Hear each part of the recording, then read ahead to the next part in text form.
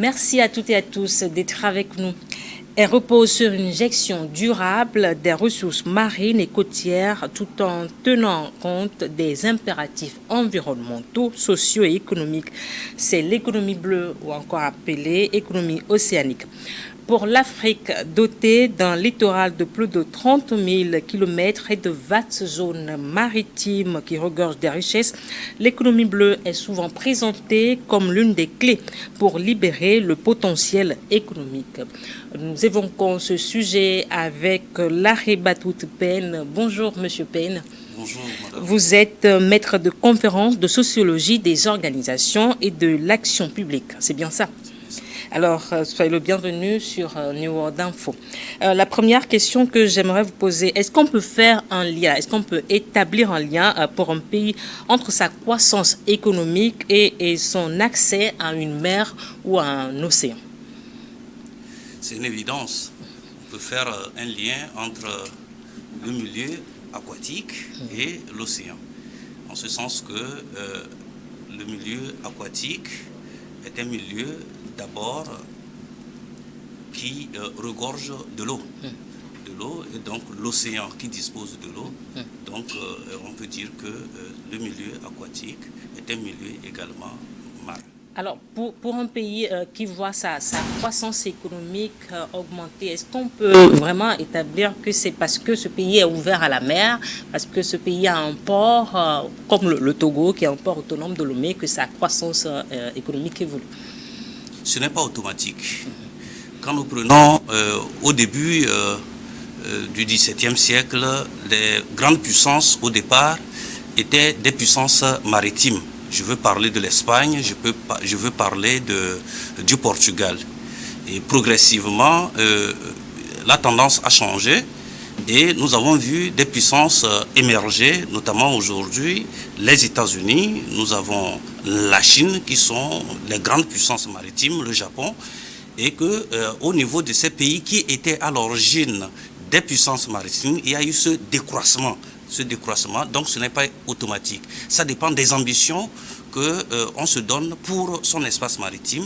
Ça dépend des moyens qu'on investit dans cet espace maritime. Donc ce n'est pas automatique.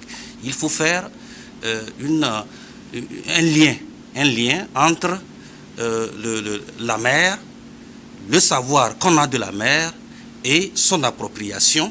Et ce n'est qu'à partir de là qu'on peut établir un lien entre être un pays côtier et être un pays maritime. Alors, en 2019, l'Union africaine estimait déjà que l'économie bleue générait déjà près de 300 milliards de dollars pour le continent et créait près de 50 000 emplois. Est-ce qu'on peut dire aujourd'hui que l'économie bleue est une nouvelle frontière pour le développement socio-économique du continent? Madame, votre question mérite qu'on se penche un peu sur l'origine même du mot frontière, nouvelle frontière. L'expression nouvelle frontière est une expression américaine. Elle a été évoquée pour la première fois formellement le 15 juillet 1960 par le président John Kennedy lors de son discours d'investiture au Parti démocrate. C'était à Los Angeles. Donc, lors de son discours, il a évoqué les nouvelles frontières. Et quand vous connaissez un peu l'histoire de l'Amérique et surtout de ses dirigeants, ils ont une certaine appétence pour les défis, particulièrement comment défricher les zones difficiles. Donc ici, le concept de nouvelles frontières est une notion fondée en Amérique pour conquérir notamment de l'espace, pour conquérir l'Ouest, la Lune et le cyberespace. Donc on va résumer pour dire que pour les Américains, à l'origine, dans leur dimension politique, il y a trois formes de figures qui expliquent les nouvelles frontières, à savoir la conquête de l'Ouest, la Lune et le cyberespace. Donc c'est par mimétisme on va dire que l'Union africaine qualifie l'économie bleue de nouvelles frontières pour sa renaissance. Parce que l'Union africaine suppose que cet espace n'a pas été aussi conquis par exactement, le continent. Exactement. Pour l'Union européenne et pour l'Union africaine,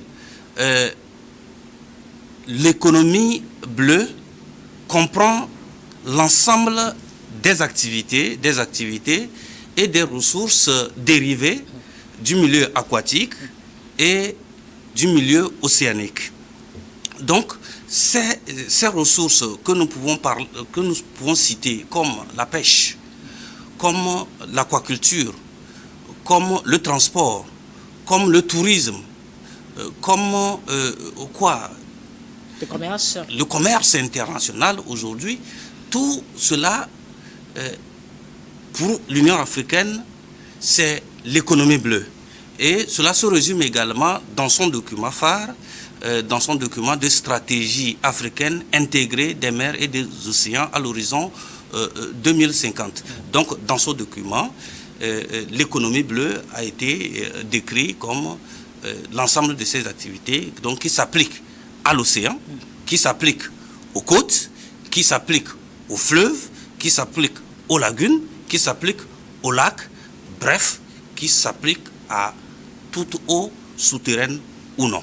Alors, toujours le continent africain qui dispose d'un territoire maritime gigantesque, comme vous le dites, et les pays côtiers dans le cadre de la Convention des Nations Unies sur le droit de la mer ont la responsabilité de gérer des zones économiques exclusives. Est-ce que ces pays africains se sont vraiment investis dans ce rôle qu'on leur a confié, de cette gestion de ces espaces maritimes exclusifs? Les zones économiques exclusives sont des zones au-delà des eaux territoriales. Donc aujourd'hui, on peut dire 370 km. C'est énorme. Quand nous prenons le cas de l'Afrique, cela représente 40% de son espace terre. 40% de son espace terre. Et dans le cadre de la Convention des Nations Unies sur le droit de la mer, les pays côtiers ont la responsabilité de gérer leur zone économique exclusive, d'avoir une souveraineté sur ces zones et de les gérer économiquement. Votre question, celle de savoir si les pays africains se sont appropriés ces zones-là, ces territoires ou ce territoire ou cette zone économique exclusive. Très peu de pays, je vais dire, se sont appropriés cet espace. On va d'abord dire que l'appropriation mérite certaines conditions. La condition première, c'est la maîtrise de la connaissance de cette zone. Est-ce que nous connaissons cette zone? Est-ce que nous connaissons ce qui est sur et sous cette zone? Donc c'est là la grande problématique. Il faudrait d'abord qu'on s'investisse, que les pays africains s'investissent pour connaître cette zone, ce qui n'est pas encore le cas. C'est si facile de connaître ces zones? C'est la science. Il n'y a pas, c'est la science et la technologie. C'est la science et la technologie qui nous permettront de connaître cette zone.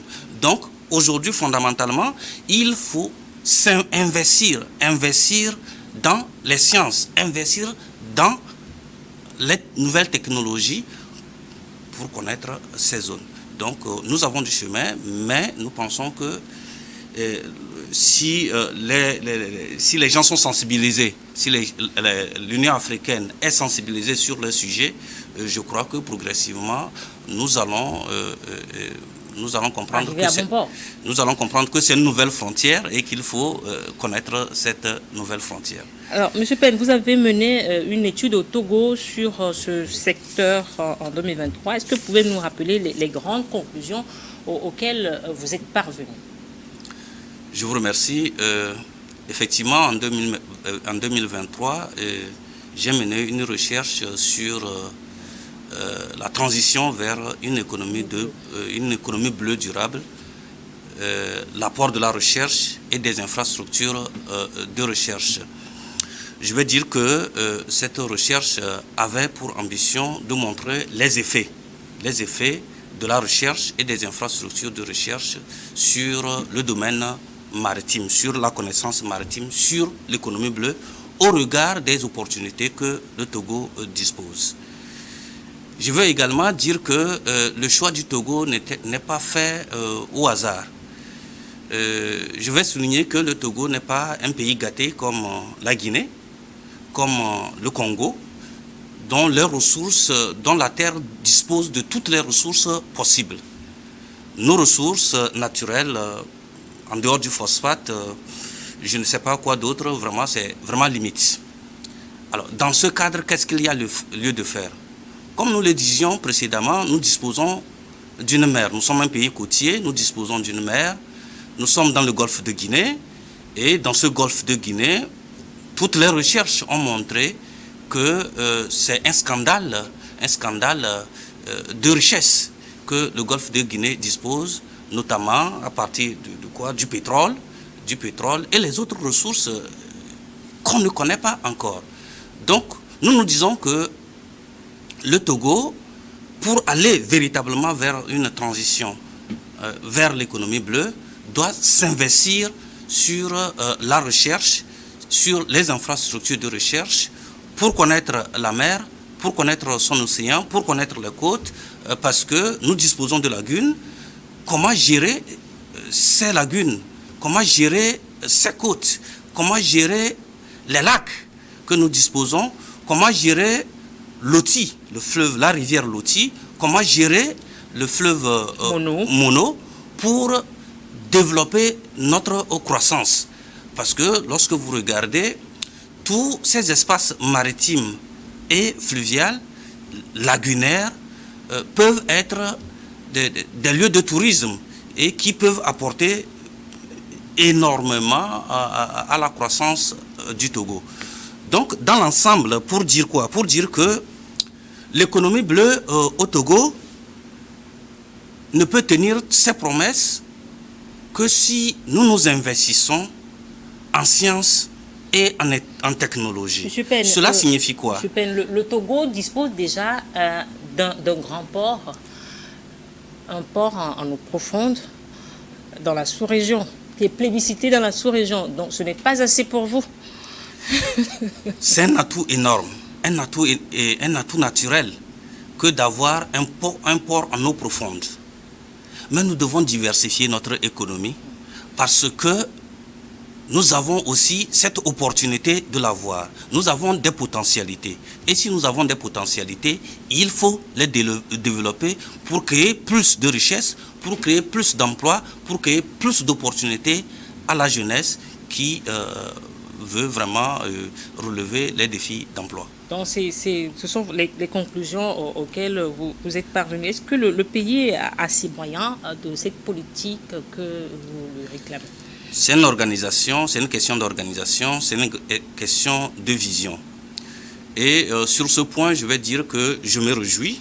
Je me réjouis en ce sens que l'Université de Lomé a l'Institut des métiers de la mer. Je me réjouis en ce sens que le gouvernement vient d'adopter un décret de création d'un centre de recherche océanographique. Je me réjouis parce que à Elavagnon, il y a, comment nous appelons, l'IFAD. L'IFAD qui s'occupe de l'élevage de poissons que nous appelons l'Institut de formation en alternance pour le développement. Exactement, exactement. Donc nous pensons que il y a de l'espoir et que nous estimons que le Togo est dans la bonne voie pour relever ces défis. Mais nous devons aller loin. Nous devons aller loin en créant, par exemple, un pôle de recherche pour l'économie bleue, pour soutenir tous ces embryons qui viennent de naître. Nous devons créer un pôle de recherche en économie bleue en créant également un réseau de chercheurs pour développer cette filière. Alors, nous allons marquer une pause et revenir juste après le journal pour parler toujours de l'économie bleue en Afrique et particulièrement au Togo.